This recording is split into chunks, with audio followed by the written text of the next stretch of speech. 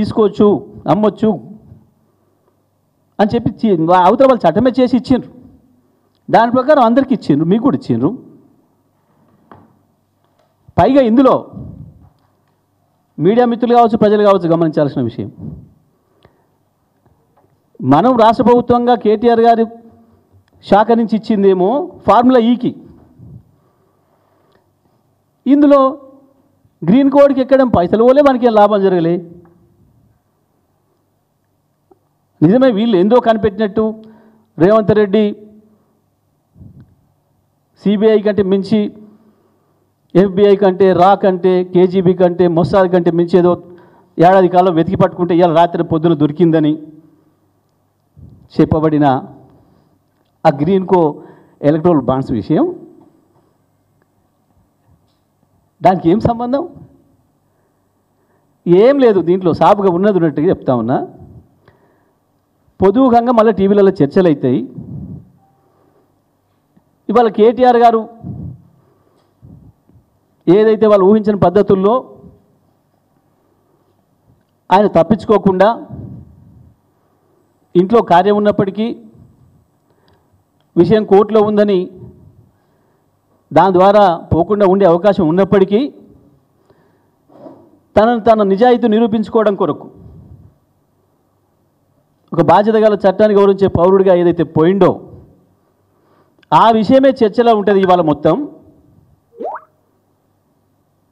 మా పరువు పోతుంది అని చెప్పి సాయంత్రం చర్చలలోకి ఈ విషయాన్ని తేవడం కొరకు మాత్రమే చేసిన చిల్లర ప్రయత్నం ఇది.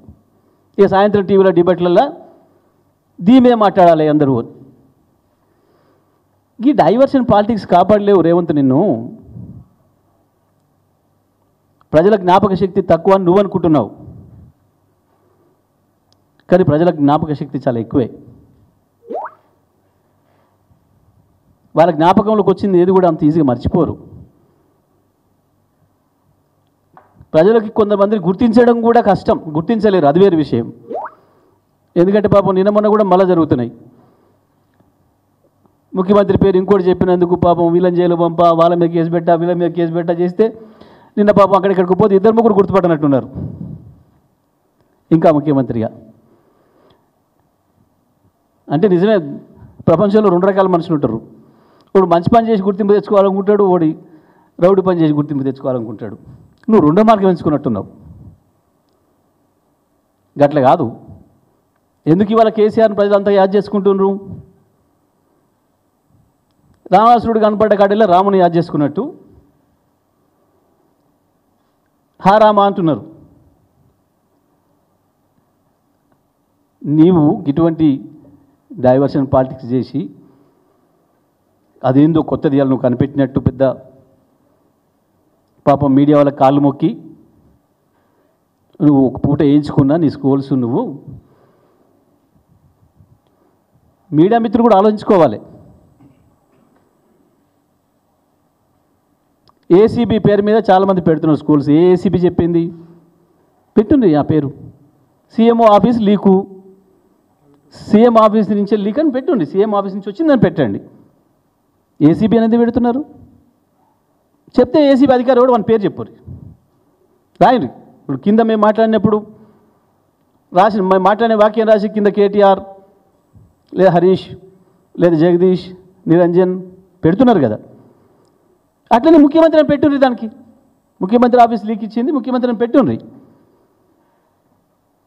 నేను మిమ్మల్ని వేరే అంటలేను. మీకు సమాచారం ఎక్కడి నుంచి వచ్చిందో అక్కడి నుంచి పెట్టండి, తప్పేం లేదు.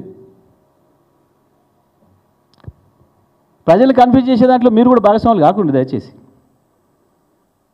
ఎవరు మాట్లాడిందనే పెట్టాలి, మీరు వాస్తవానికి ఉన్నట్టుగా చెప్పాలి, తప్పేం లేదు. మీకు ఆ లీక్ సీఎం ఆఫీస్ నుంచి వచ్చింది కాబట్టి పెట్టండి. సీఎం ఆఫీసులో ఎవరు చెప్పినది ఏం చెప్పకుండా ఏం లేదనుకోండి, మీకు వాటిని పేర్లు బయట పెట్టకూడదు అనేది మీకు ఉంది, అందులో సందేహమే లేదు. మీకు ఆ స్వేచ్ఛ ఉంది, మీకు ఆ హక్కు ఉంది. కానీ ఇవాళ ఏది చెప్తే అదే మక్కి చేస్తామని పెట్టుకుంటే కష్టమవుతుంది. మీరు కూడా దేని కొరకు ఇవాళ అప్పటికప్పుడే ఏసీబీ కూర్చుందట, మళ్ళీ ఏందో తయారు చేస్తుందట. ఎవరు అధికారి బయటకు వచ్చి చెప్పితే మేము లోపల కూర్చొని పని చేస్తున్నాం అని చెప్పితే అది ఉన్నది ఏంటి? కానీ సీఎం ఆఫీస్ ఇచ్చే ప్రతి చెత్తను చేసి అనవసరంగా మనకున్న క్రెడిబిలిటీని దెబ్బతీసుకోవడం కూడా మంచిది కాదు. ఉంటాయి కొన్ని మీకు కూడా సమస్యలు ఉంటాయి. ఇక వాళ్ళు ప్రభుత్వంలో నోటు బతిలాడినప్పుడు వేయాల్సి ఉంటుంది, తెలుసు అందరికీ. కానీ అదొక పెద్ద వార్త అనుకున్నప్పుడు, దానికి మీరు అంత ప్రయారిటీ ఇస్తున్నప్పుడు ఎవరు చెప్పినా కూడా ఉండాలి బాధ్యత దాంట్లో. నేను చెప్తున్నా, ఇప్పుడు సీఎం ఆఫీసు లీకులు ఇచ్చి కాళ్ళు పట్టుకొని బతిలాడింది అని కూడా నేను చెప్తా ఉన్నా. పోయింది పరువు కాబట్టి సాయంత్రం చర్చలకి గీదాన్ని దేవాలే, అసలు విషయం పక్కదారి పెట్టి, అసలు ఇవాళ జరగటమే రైతు భరోసాను పక్కదారి పట్టించడానికి. జరిగిన దాంట్లో చేసిన ప్రయత్నంలో బొక్కబొర్ల పడ్డారు కాబట్టి మళ్ళీ దాంట్లో నుంచి బయటపడడానికి మళ్ళీ ఇదొకటి. ఒకటి మీద ఒకటి తప్పులే తప్ప నిజంగానే నేను మీ అందరికీ విజ్ఞప్తి చేస్తున్నా. 200 పేజీల డాక్యుమెంట్లు వేసింది ఏసీబీ హైకోర్టులో. కేటీఆర్ గారు వేసిన స్క్వాష్ పిటిషన్కి వ్యతిరేకంగా మేము ఎస్టాబ్లిష్మెంట్ చేస్తున్నాము అని చెప్పి వేసింది. ఆ 200 పేజీల్లో ఎక్కడైనా ఈ విషయం ఉందా? గ్రీన్ కోది బహిరంగమైన విషయం. ఆల్రెడీ మీరు ఓ ఇద్దరు ముగ్గురు చెత్తగాళ్ళకి ఇచ్చేసేసి మాట్లాడిచ్చారు. 3-4 రోజుల నుంచి వెళ్ళి టీవీలలో, చాలా టీవీలలో డిబేట్లు వచ్చినాయి దాని మీద.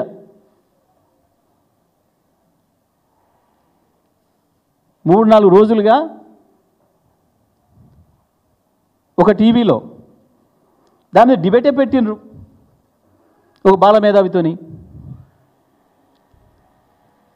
3 రోజుల కిందనే ఆయన ఒక టీవీలో వీళ్ళు ఇచ్చిన బ్రీఫింగ్ని పట్టుకొని గంట సేపు నానా తంటాలు పడి చెప్పింది, దీని మీద మాట్లాడండి. గదే వార్త ఇవాళ మొత్తం ఛానళ్ళలో, మెయిన్ ఛానల్లో మొదలై ఊదల కొడుతున్నారు 12 తర్వాత నుంచి.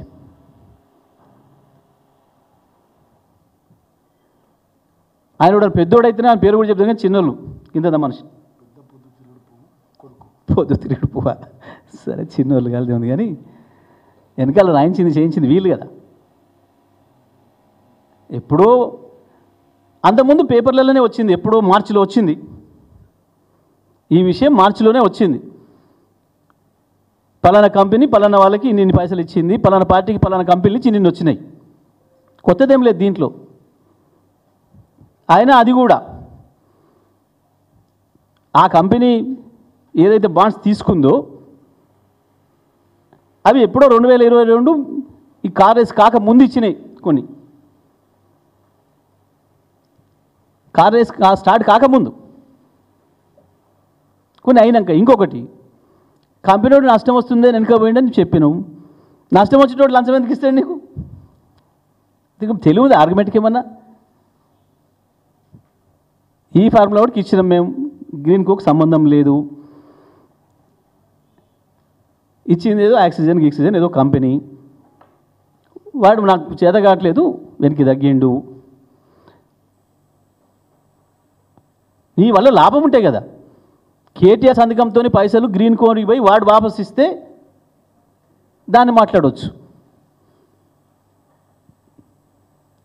అట్లా ఇందులో అసలు మోకాలికి బోడిగింటికి ఏదో లింక్ పెట్టమంటారు కదా, ఇది అంతకంటే చెత్త ముచ్చట.